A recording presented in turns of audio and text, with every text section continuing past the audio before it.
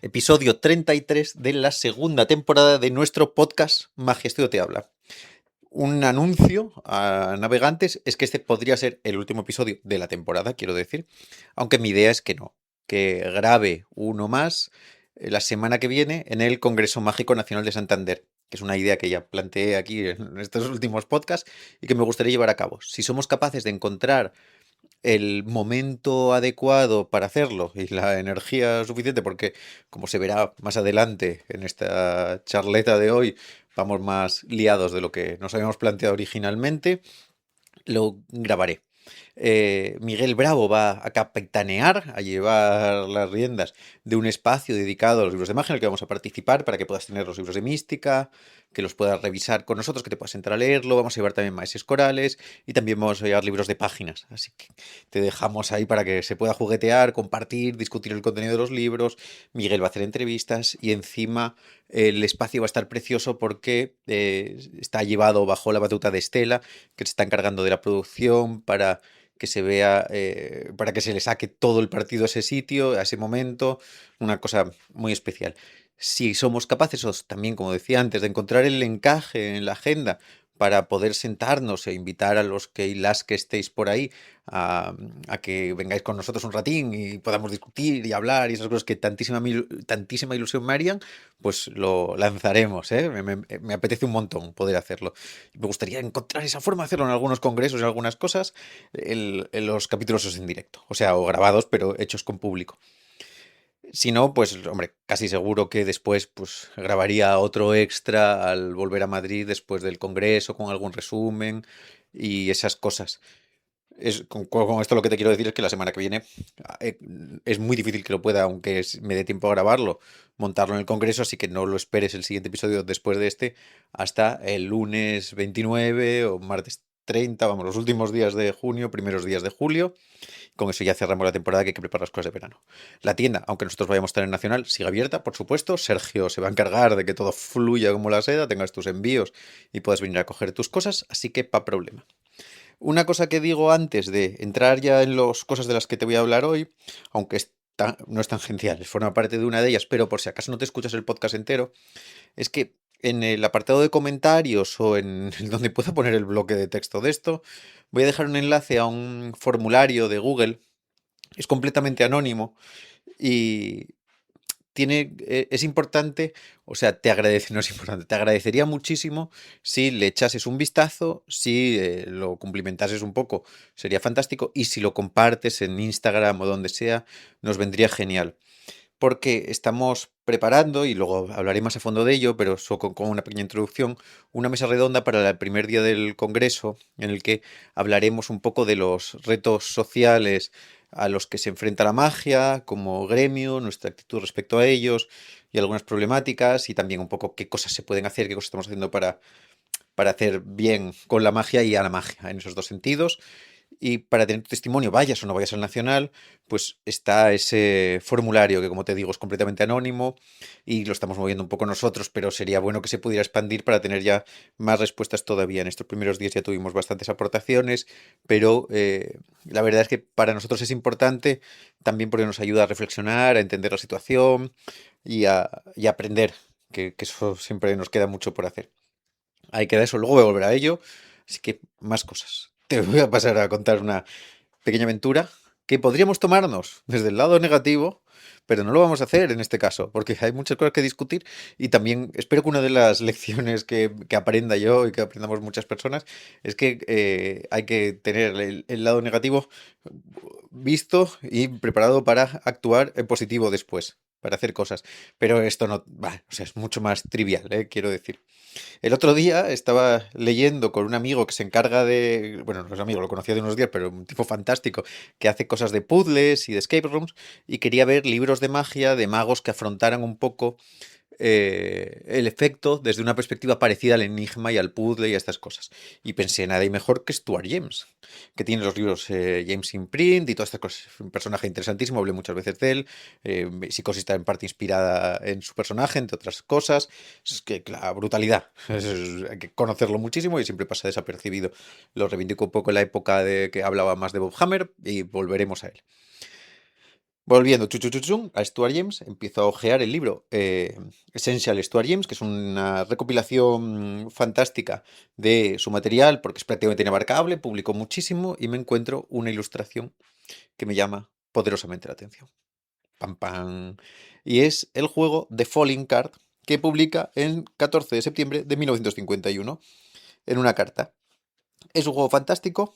Para que te hagas una idea, Peter Duffy dice: la carta que se cae, me encanta esta idea. Me habría gustado muchísimo inventarla. Si lo hubiera hecho, la habría comercializado. Viendo las fotos, de repente digo, no puede ser. ¿Por qué? Porque hay un juego que se llama, lo tengo por aquí puesto, se llama Clipline. Lo podéis... Gravity Clips, que digo mal el nombre, de Greg Van Holsbeck, comercializada por la inefable y siempre fantástica Vanishing Inc., que es exactamente el juego de Stuart James. Y cuando digo exactamente, es literalmente la misma cosa. El mismo cordel, las mismas pinzas, prácticamente la misma mecánica y totalmente igual. El manejo del espectador, el manejo del mago. Para que te hagas una idea de lo bonito que es el juego, la idea de Stuart James, tienes un cordel que tiene pinzas de estas tipo bulldog, o sea, unas pincitas de estas de para arriba, atadas, y cada una tiene una carta. Un espectador piensa en una carta, el mago sujeta un extremo del cordel, el espectador otro, y al tirar un poco, la carta pensada cae al suelo. Esto es exactamente lo mismo del Gravity Clips, exactamente igual, con la diferencia de que el Gravity Clips viene con unas fotos de unas postales que son AI Slop, o sea, son de estas hechas encima con IA, más feas que o sea, están guapas, las portadas están guapísimas, que luego lo digo, pero estaban guapas, lo que pasa es que lo digo ahora desde otra perspectiva y no me había fijado en lo de que era quién hasta que lo vi ahora. En el momento pensé, me habré equivocado yo, y lo habré pasado por alto, porque esto tiene que ser muy obvio. Seguro que en la descripción del producto pues pone que es una idea de Stuart James, porque total, este señor se murió sin descendencia, no genera derechos, pues no le cuesta nada ponerlo. No, no lo pone en ningún sitio. Dije, bueno, puede ser que me haya equivocado, me tendré que ver las instrucciones del producto, porque seguro que allí nos dicen alguna cosa de nuestro querido amigo y admirado Stuart James. Por supuestísimo que no lo hace. Con esto podríamos volver a enfadarnos, pero no lo vamos a hacer.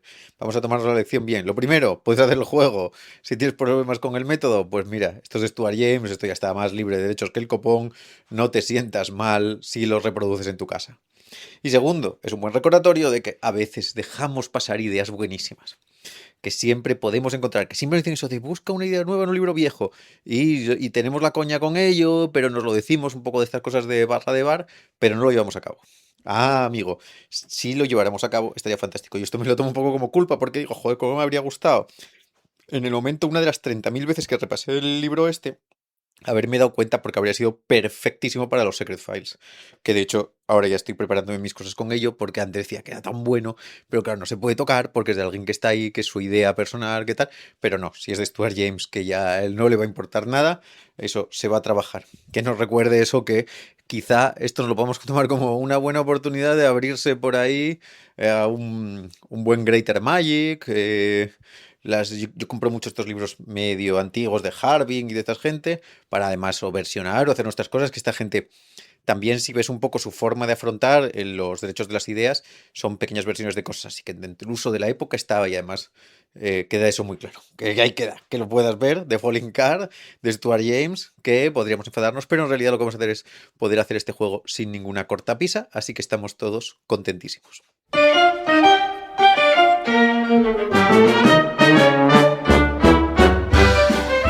En la tienda también tenemos esta semana novedades bien guapas, la verdad. Estoy muy contento con las últimas cosas que nos llegaron. Algunas ya las habíamos tenido, como los Smart Cubes o el Color Match Taskmaster, los rotus de Murphy, solo que siempre se agotan tan rápido que a veces no tocan casi web y ni se pueden ver. Y los voy a dejar un poco de lado, que podría hablar de ellos mucho rato, porque hay varias cosas que son buenísimas. La primera, y también así muy rapidillo, porque ya hablé también de otras veces de este tipo de elementos, son las navajas de TCC, pero es que acaban de sacar, o ya sacaron hace un poco, pero ahora tenemos nosotros el modelo grande, y está precioso, ¿eh? Tiene un cuerpo fantástico, un peso genial, se manejan súper bien, y son guapísimas. Y además tienen un vídeo mío de media hora explicándote un montón de cosas que hacer con las navajas, por si te cuesta decidirlo. Eso queda ahí, que le eches un vistacín. Si no lo tienes otras tiendas, sin mi vídeo, pero que también las navajas están bien, las compres donde las compres. Otra cosa de TCC son los Wonder Linking Rings, que son unos de los chinos que hace TCC con ideas del Alex Heklau, Y son caros, son más premium. Y premium digo de verdad, no cuando nos den premium. Son 190 y pico pavos. Pero es un set de 8 aros de 30 centímetros que tiene una cosa que nos piden un montón y que siempre fue dificilísimo de encontrar, que es que son locking, que tienen una llave magnética. Las llaves magnéticas son esas llaves que puedes enseñar de tal manera que puedes abrir la mano y que hay puntos intermedios de la rutina en la que no tienes que estar tapando nada. Y puedes hacer, por ejemplo, la rutina de Richard Ross original, que es con llave magnética. Es el set de 8 aros tradicional, pero puedes hacer también las de 3, pues faltaría más. Van como un tiro y tienen una cosa que casi nunca encuentro en los aros tipo locking, y es que suenan de maravilla. No tengo ni idea de cómo lo hicieron, porque además de ser preciosos y que brillen, cuando sueltas aro con aro suenan súper bien. El problema normalmente de los aros locking es que suelen ser huecos y suenan a hueco cuando chocan. Y en un aro el sonido cuando se usa es súper importante.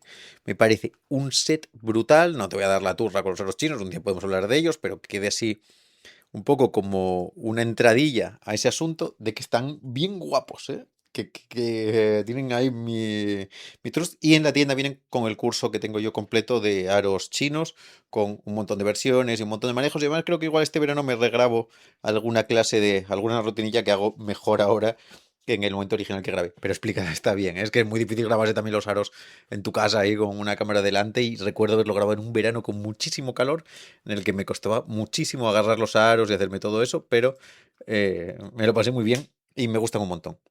También está el Hello, My Name Is de Blake Vogt, que es un flap con una tarjeta, que la verdad que está súper bien, porque es una tarjeta estas de My Name Is, de estas de que te pones en el pecho, que puede tener un texto y haces un ajustado y chup, cambia el texto por otro, y es una tarjeta de plástico con la pegatina pegada y puedes inmediatamente sacar la pegatina y dársela a un espectador.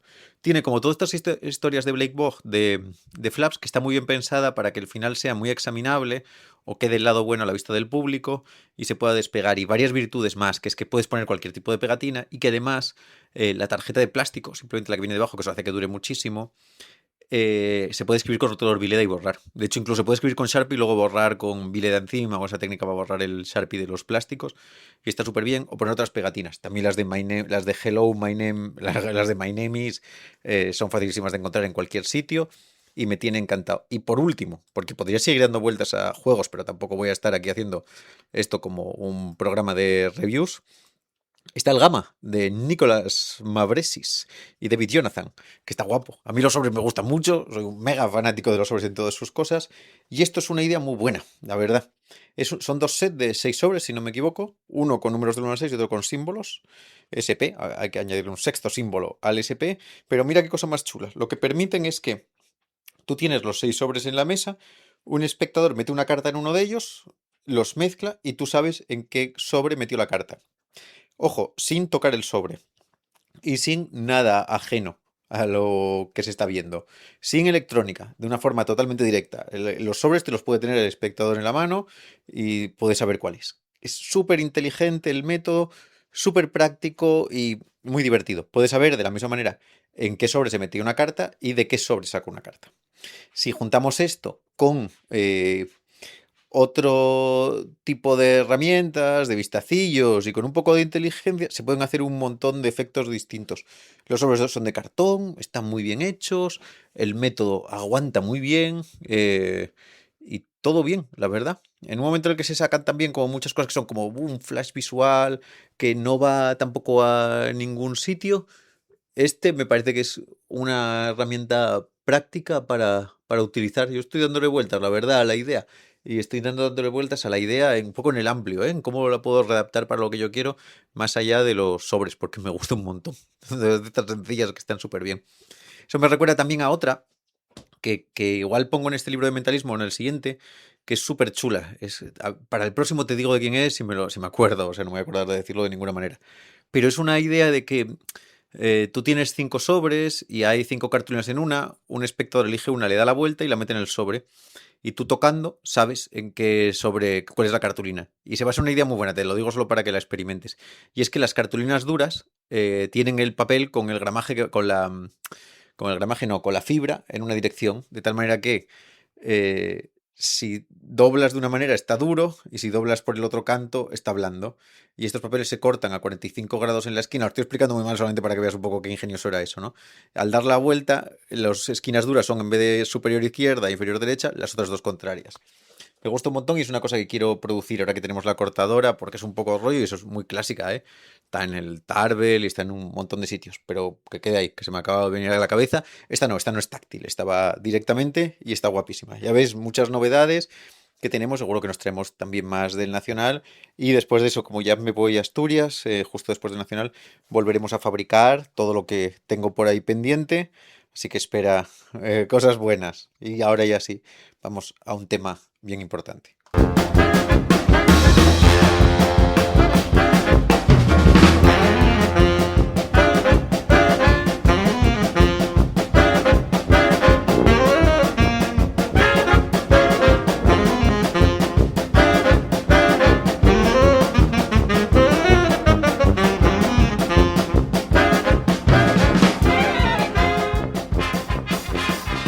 El elefante en la habitación es lo que toca observar ahora, aquí sentaditos y tranquilamente. Este también es el motivo por el que no grabé el podcast hasta hoy domingo, porque yo tuve ya mi cosa un poco planteada tan pronto como el lunes, pero quería esperar un poco a ver cómo se desarrollan los acontecimientos, cuál era la mejor forma de tratarlo, sin generar sensacionalismos, de una forma un poco responsable y más positiva que en tema de discusión o en un arrebato no digo de enfado, sino un poco de frustración contra una situación que no se tenía que haber desarrollado de esa manera ni siquiera de origen. Te lo introduzco un poco suavemente, o sea, quiero decir, no voy a dar nombres eh, y voy a intentar limitarlo un poco a los hechos para que te puedas poner en contexto y luego a ti te corresponde investigarlo un poco más. Y hablo un poco de lo de que no voy a dar nombres ni ponerme así, porque al final, estando yo aquí en el micro, el poder de respuesta que tienen los demás es mucho más bajo. Porque tengo aquí como este altavoz y ya sabemos cómo funcionan estas cosas. En el Congreso Nacional, la primera conferencia que se iba a programar eh, estaba dirigida por una persona que incurría en una serie de problemas, y decir problemas es volver a intentar utilizar una palabra suave, de impedimentos para ocupar cualquier espacio público, privado o de cualquier tipo. Mezclaba, y lo digo esto ya con total contundencia, porque esto sí que es un hecho, una serie de comentarios homófobos, machistas, y no solo en comentarios, también en un espacio profesional y público y abierto, que se relacionaban, por supuesto, como ocurren estas cosas, con su forma de llevar a cabo la actividad profesional.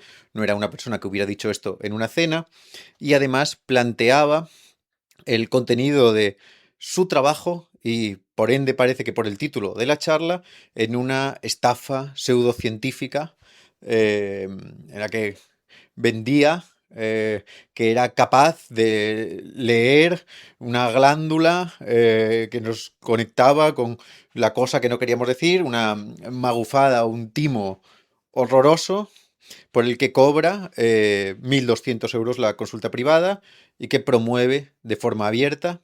Y darse cuenta de esto, y esto creo que es importante también ponerlo de base, no responde a una investigación de ningún tipo. No es que yo me haya puesto el gorro de investigador y haya indagado en la Deep Web hasta darme cuenta que en una segunda vida profesional de esta persona se dedicaba a ello. No. Los contenidos machistas son el primer post público en ese momento de su perfil de Instagram y las magufadas eran el eje de todo su trabajo y no costó nada verlas en un primer vistazo. Quiero decir, de alguna manera yo entiendo, y esto sí que es una cosa así, que no se debía haber producido de origen que esto estuviera ahí, porque con la mínima diligencia, quiero decir, no es... Yo lo descubrí simplemente pensando en, a ver, que llego un poco justo a la primera conferencia, a ver de qué va. Y no necesité nada más. Lo que sí que necesité fueron 2 minutos más para saber que también vendía unos títulos de los que carecía y unas acreditaciones que no tenía.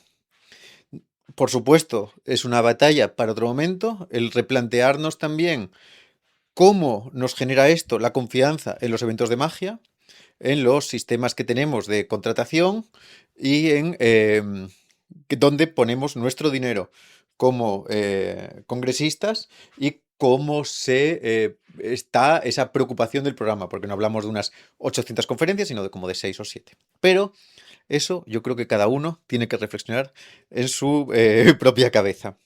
Por otro lado, lo bueno de esto, y esto es lo extremadamente positivo del asunto, y es increíble, es que en el momento en el que se supo, la gente reaccionó.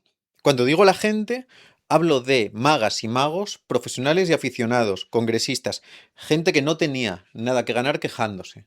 Es más, en el caso de los profesionales, tenía mucho más que perder quejándose. Y se quejaron con su nombre y dieron su opinión de forma abierta, sabiendo el riesgo que siempre conlleva ser un poco picajoso o picajosa. De la misma manera, también somos conscientes de mucha gente profesional que podía haber dicho algo que no se quiso pronunciar. Cada uno tendrá sus motivos y tendrá que plantearse también un poco sobre ello sus cosas.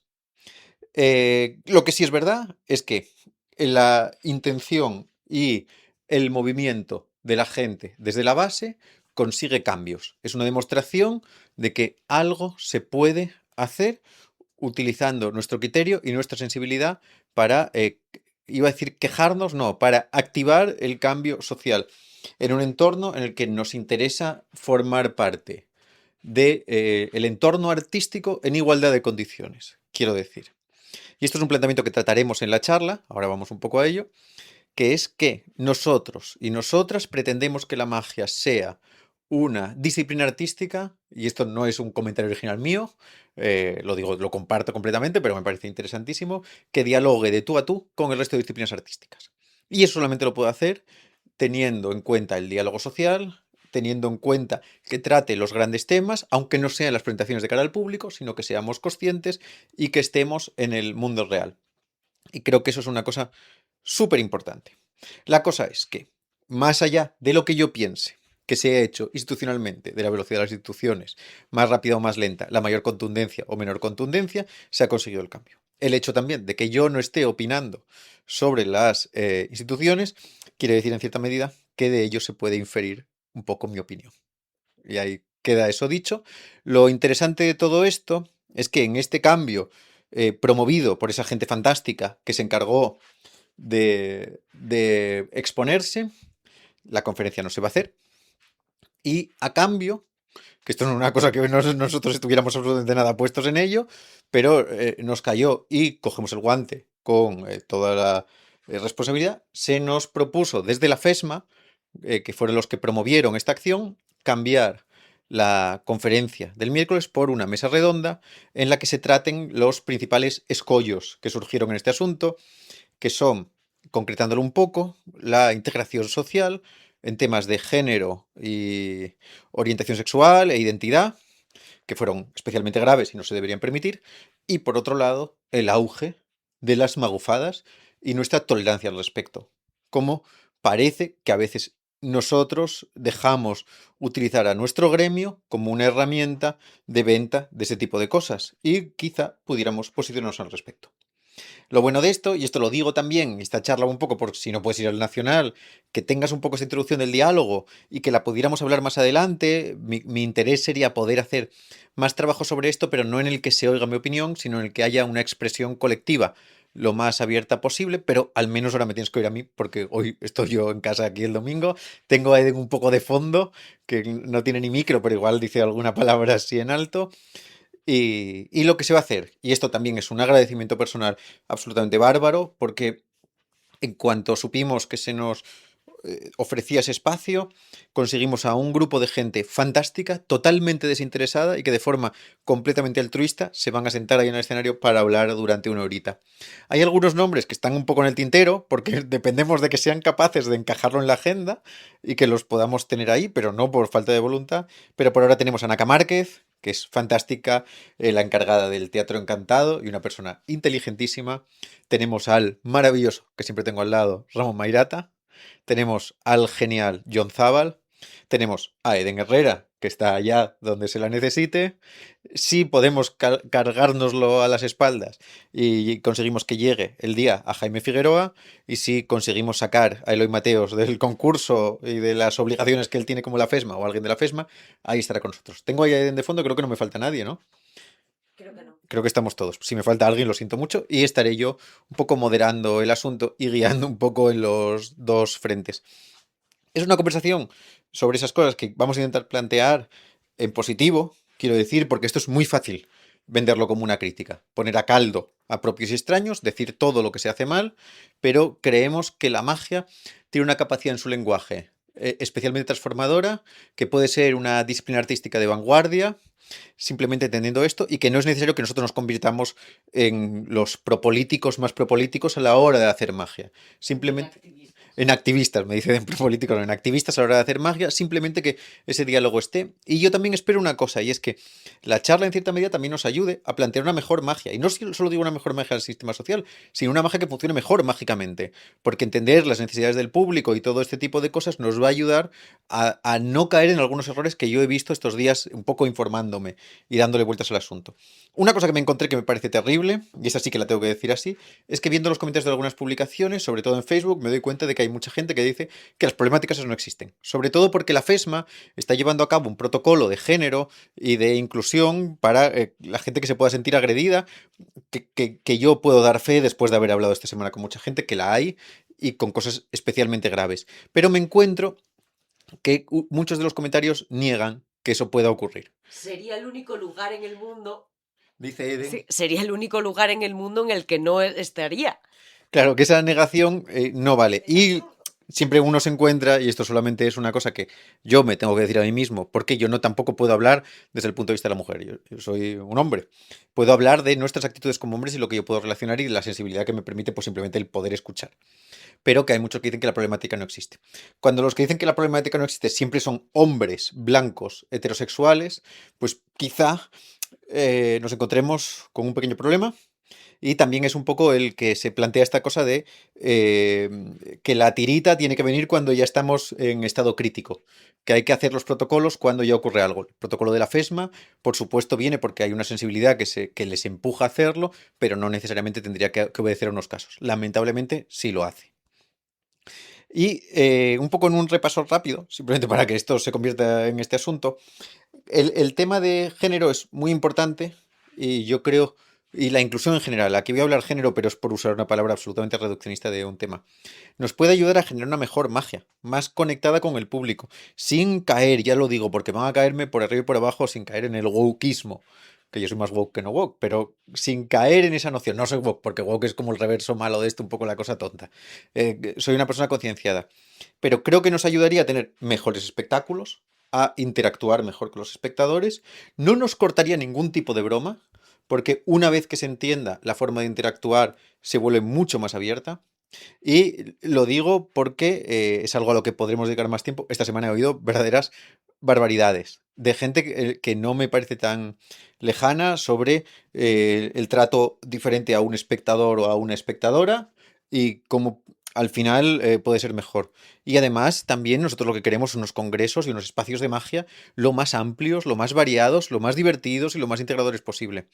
Otra cosa de esto es que, claro, uno puede pensar, bueno, esto no es tan así, porque todos conocemos magas y todo tipo de personas que forman parte de los congresos y que están. Por supuesto los hay. De la misma forma que hay muchísima gente en el entorno de la magia está totalmente concienciada y nunca va a caer en estos problemas. Esto no es una crítica a todos que nos autoexaminemos, porque eso no es necesariamente así. Los espacios existen. Lo que queremos es poder discutir ese tema de una forma un poco más abierta, en la que quepa la posibilidad de que un pequeño autoexamen nos ayude a abrir un poco más el marco y no pueda haber necesariamente una barrera de entrada. Ese va a ser uno de los temas que yo creo que es interesante examinar y que podemos hablar. Y vuelvo a decir que está ese formulario que va a poner en los comentarios que te agradecería muchísimo que compartieras, rellenaras, sobre todo porque es que nos ayuda especialmente a darnos cuenta de la problemática. Y otro, que es el gran melón, que realmente es el origen de todos los males de esta historia, porque los comentarios machistas son unos, pero la magufada es el eje profesional sobre el que está. Y no vamos a centrarnos en este señor porque si ahora me pusiera un poco a darle al ventilador, iba a repartir cera en muchos frentes. Y en muchos frentes que frivolizamos y que aceptamos. Y esto vuelve un poco a otro planteamiento muy importante, y es cómo reacciona la magia al respecto. Históricamente, la magia siempre estuvo en contra de las magufadas. No hay que pensar nada más que en gente como Harry Kellar, que él empieza siendo asistente de los Davenports y sus primeros espectáculos son para acabar con ellos.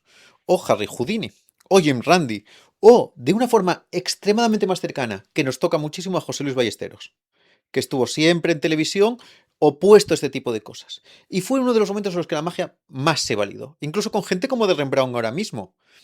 Cuando se valida la magia como arte es cuando alguien puede hablar seriamente de su lenguaje con naturalidad, fuerza y contundencia, y es capaz de explicar algo a través de ella y de posicionarse. Y en este caso, pensamos que no es ni debate social, es simplemente que nosotros estamos viendo que se está utilizando mal un lenguaje que es el mágico, o que se está estafando a la gente, y nosotros, como somos conocedores de ello, hablamos de ello, engrandecemos a la magia y podemos sacar a gente que sabe sobre el tema y que puede explicar de alguna forma cómo, además, en contraprestación, no, en contraposición a esto, la magia es un arte profundísimo. Cómo el uso malo puede dar una cosa, cómo el uso bueno puede llevar a territorios fantásticos con, encima, y esto sí que me atrevo a decirlo con total fuerza, resultados mucho mejores que el de la magufada. Quiero decir, la verdadera felicidad de vivir el acto mágico, la verdadera terapia del absurdo de un show de magia es mucho mayor que un tío te diga que en 3 semanas te va a curar la ansiedad porque estás viendo su infoproducto en Instagram. Y nosotros debemos aprender a posicionarnos en eso. ¿Qué pasa? Nos estamos encontrando con que hay gente de nuestro gremio que lo hace y que vende estas historias. Y hay que replantearse cómo nosotros trabajamos en ello y cómo además, vuelvo a decir un poco en el mismo aspecto que en los aspectos de inclusión, cómo el hecho de entender que esas cosas ocurren así nos pueden ayudar a hacer mejor magia. Porque esto, vuelvo a decir, no es una cosa de crítica, y ya sabes que al final yo cuando hablo de esto y hablé el miércoles de esto, siempre voy a buscar fórmulas que sean casi ejemplos para intentar hacer mejor lo que hacemos y que nos guste más. El tema de, en la parte de inclusión, el tema de ser mucho más conscientes de los espectadores y de nuestro papel y de la imagen que proyectamos, nos puede ayudar a definir la imagen que proyectamos en nuestros términos, no en unos términos heredados, cogiendo chistes que ya vienen de antes, cogiendo actitudes que vienen de antes y asumiendo roles que ni siquiera son nuestros y que probablemente ni siquiera en nuestra vida personal nos gustaría asumir. Pero que encima de un escenario, simplemente por vivir en un territorio aprendido, pues repetimos el hacer la broma a la novia sobre el novio abajo, el sacar a una espectadora para que, porque sabemos que a nivel de ego es más fuerte, somos más potentes que ella a la hora de hacer las bromas que del novio, porque igual ese nos salta, que hay mucho que reflexionar sobre ello. Y a este nivel de las magufadas es también una reivindicación de la belleza del imposible por el imposible. La respuesta que tiene la magia a la absurdez de la existencia humana, simplemente reivindicándose como arte. El verse como arte y no como magufada y separarse de ello es lo que lo hace clave. Es lo que hace que lo nuestro sea precioso. Posicionarse en contra no se convierte ya en un ataque a nada, sino en una forma de redefinir lo nuestro, de permitir que la magia, como bien se está haciendo, porque este año se ha conseguido muchísimo en esos aspectos, colocando la magia en los espacios de artes escénicas, generando protocolos como el de la FESMA de género, empezando a dialogar en institutos de teatro, ocupando espacios que no se habían ocupado nunca antes, con historias como Maese Coral en los últimos años, que nos permiten y yo lo estoy viendo, grandes artistas de otros géneros entren en el universo de la magia de tú a tú. Yo ahora, por ejemplo, estoy súper contento porque esta última semana formé parte de una mesa redonda en Matadero Media Lab increíble sobre espectacularización de la tecnología, IAs y cosas similares. Y el hecho de que empiecen a contar con magos para esos espacios y con magas es un reflejo de que podemos aportar algo al conocimiento. Por supuesto, se está haciendo en muchos frentes, lo tenemos en las partes con Jordi Camí, con el trabajo de Gea, con Susana Martínez Conde, con Richard Weissman. Nos están enseñando un montón de cosas, sin caer en el coaching, de ninguna manera. Y sin embargo, la magia cumple esa premisa de coaching sin querer hacerla. Porque la magia es una terapia de la risa, es una terapia contra la realidad existente, y al final la gente que le gusta la magia y disfruta un espectáculo de magia normalmente sale estando mejor de lo que entró, sin que le vendamos ninguna moto, solo las motos que artísticamente nos compran. No me voy a seguir dando muchas más vueltas a este asunto. Espero que este diálogo se abra y te vuelvo a pedir una vez más, que es para mí la petición del podcast de hoy, que si puedes compartir y estas cosas, el formulario, de verdad que nos ayuda muchísimo, que es un grupo de gente que está haciendo esto desde el corazón, simplemente para hablar de la magia en los mejores términos, que no somos infalibles, no somos conocedores de nada y simplemente queremos ayudarnos de vuestras experiencias y vuestras opiniones y que es completamente anónimo.